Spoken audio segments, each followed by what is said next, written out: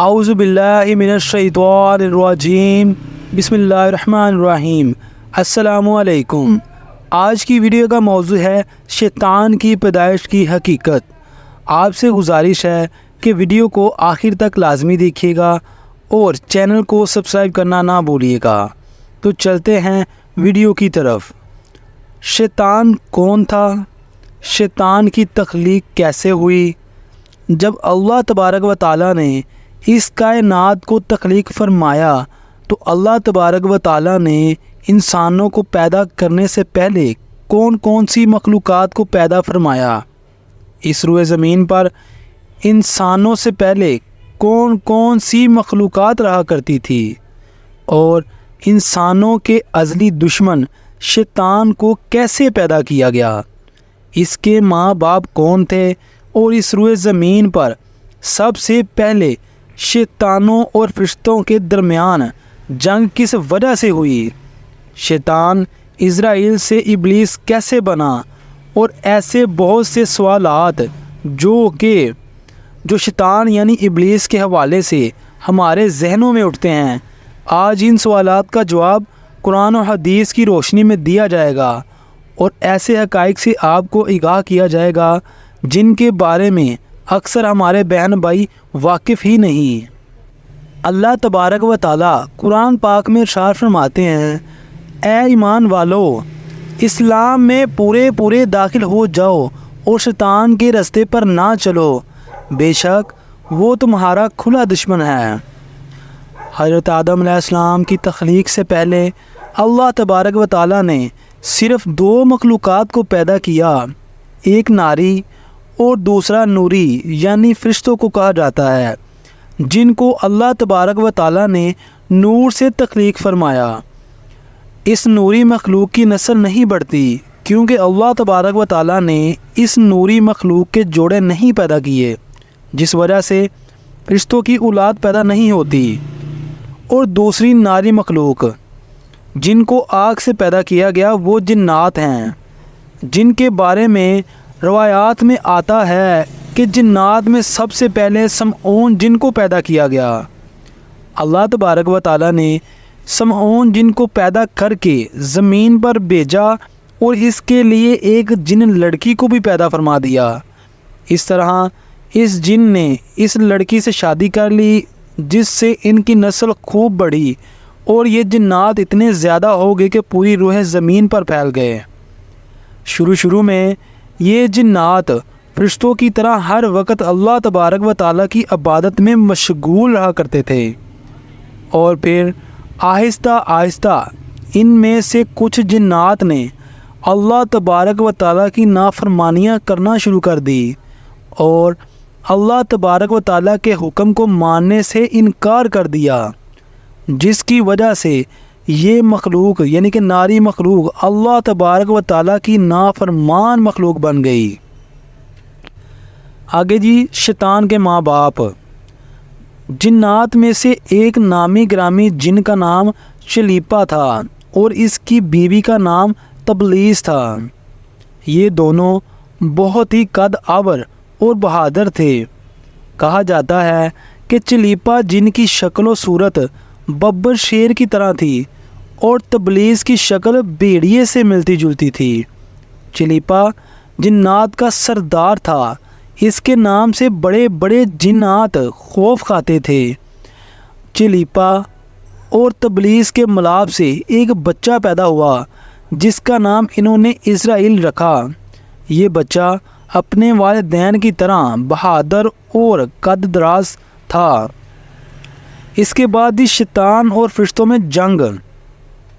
روایات میں آتا ہے کہ حضرت آدم علیہ السلام کی تخلیق سے پہلے 50,000 سال پہلے یا اس سے بھی زائد کا عرصہ زمین پر جنوں کا راج تھا۔ اس روئے زمین پر ہر طرف جنات ہی جنات تھے۔ یہ جنات زیادہ شریر تھے اور یہ زمین کے اندر فتنہ فساد پھیلاتے تھے۔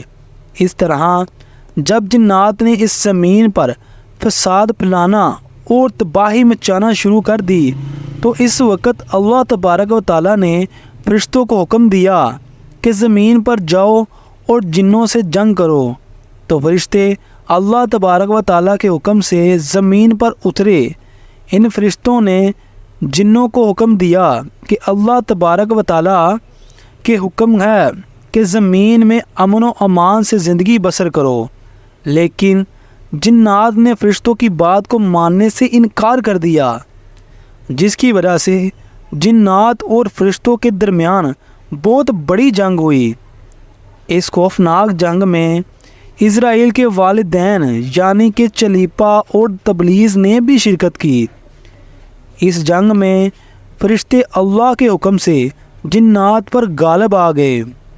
اس جنگ کے اندر بہت سارے جنات مارے گئے، جن میں اسرائیل کے والدین بھی شامل تھے، اور باقی سرکش جنات کو اللہ تبارک و تعالیٰ کے حکم کے مطابق قید کر لیا گیا۔ ان قیدیوں میں اسرائیل بھی شامل تھا۔ فرشتے جب ان جنات کو قید کر کے آسمانوں کی طرف لے گئے تو شیطان بھی ان کے ساتھ آسمان پر چلا گیا۔ پھر اللہ کی طرف سے فرشتوں کو حکم ملا کہ اسرائیل کی بہترین تربیت کی جائے اور اس کی اچھی پرورش کی جائے۔ فرشتوں نے اسرائیل کو عبادت کرنے کی بہترین طریقے سے آگاہ کیا، جس کی وجہ سے اسرائیل اللہ تبارک و تعالیٰ کا ایک عبادت گزار بندہ بن گیا اور اللہ تبارک و تعالیٰ کی بارگاہ میں بہت بڑا رتبہ حاصل کر لیا۔ اس دوران اسرائیل بہت قابل اور عقل مند بن گیا۔ اس وقت اللہ تبارک و تعالیٰ نے اسرائیل کو فرشتوں پر استاد مقرر کر دیا۔ اسرائیل فرشتوں کو تعلیم و تربیت دینے لگا اور فرشتے اسرائیل کے پاس آتے اور علم حاصل کرتے۔ فرشتے اسرائیل کو نیک اور پرہیزگار کہا کرتے تھے۔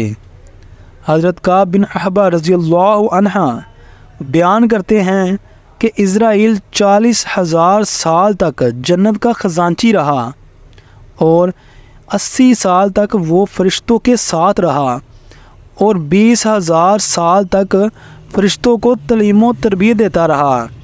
اس کا مقام اللہ تبارک و تعالیٰ کی بارگاہ میں اتنا زیادہ ہو گیا کہ اللہ تبارک و تعالیٰ کے سب سے مقرب فرشتے حضرت جبرائیل علیہ السلام، حضرت میکائیل علیہ السلام، حضرت اسرافیل علیہ السلام اور حضرت اسرائیل علیہ السلام بھی اس سے تعلیم و تربیت حاصل کیا کرتے تھے۔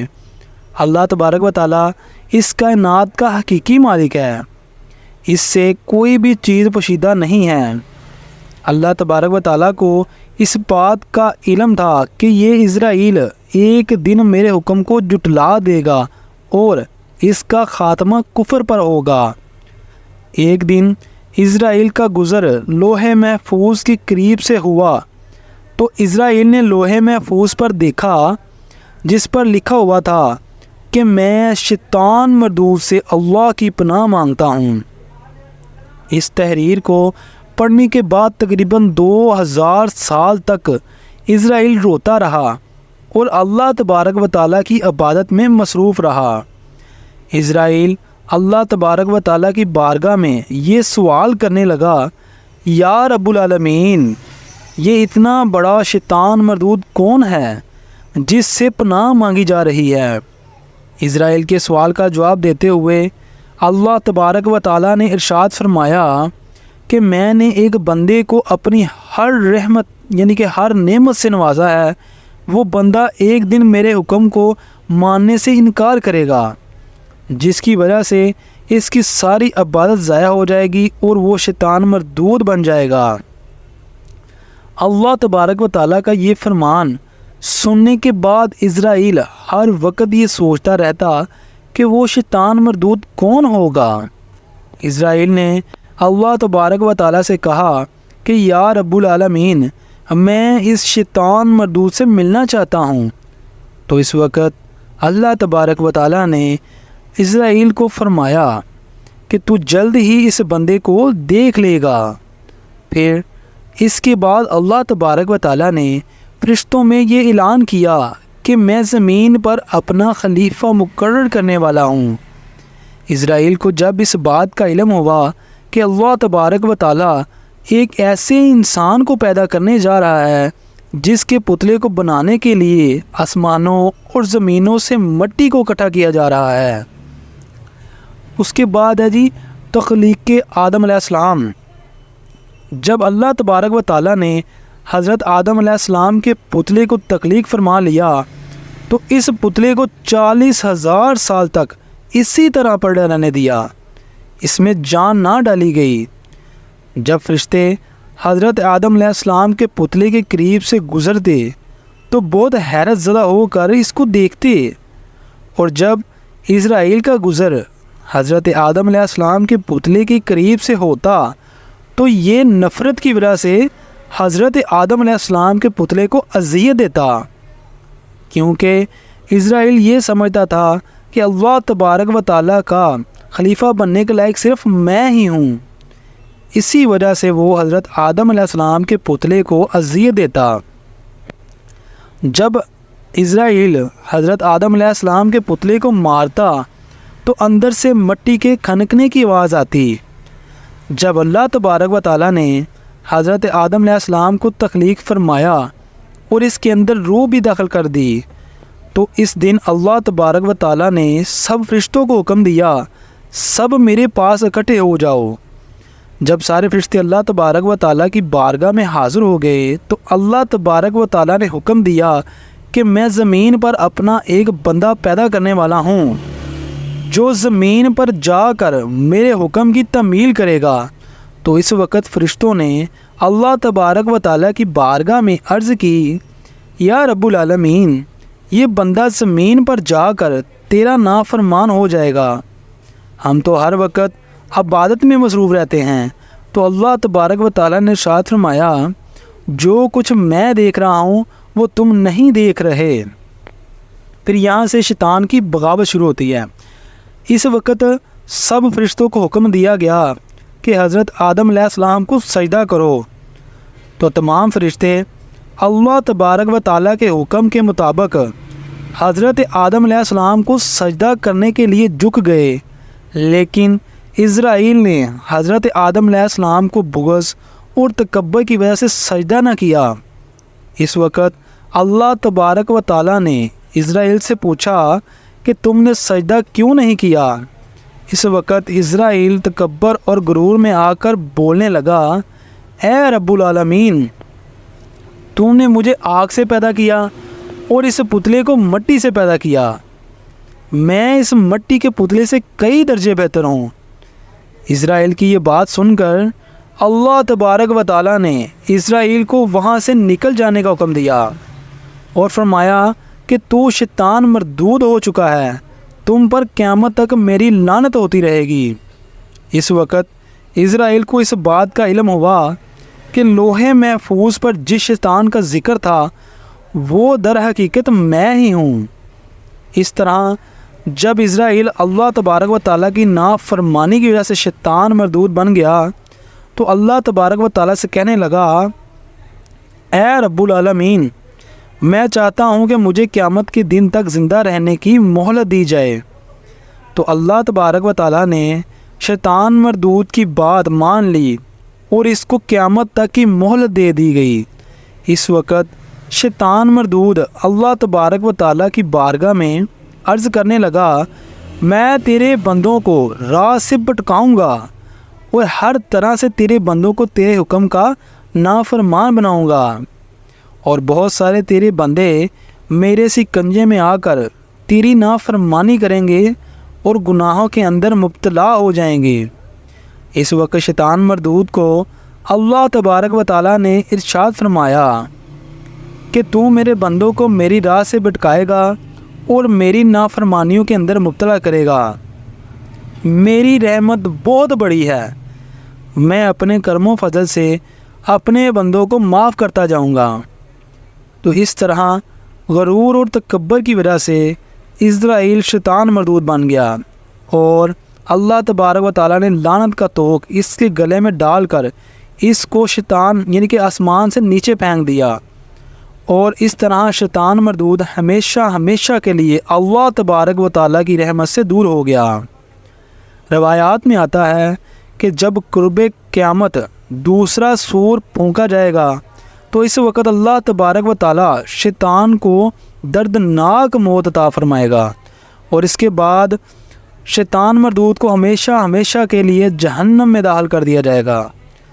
اللہ تبارک و تعالی سے دعا ہے کہ اللہ تبارک و تعالی ہمیشہ اپنی فرما برداری میں زندگی گزارنے کی توفیق عطا فرمائے، اور شیطان مردود کے شر سے ہمیں، ہمارے اہل و عیال اور تمام امت مسلمہ کو محفوظ فرمائے، آمین۔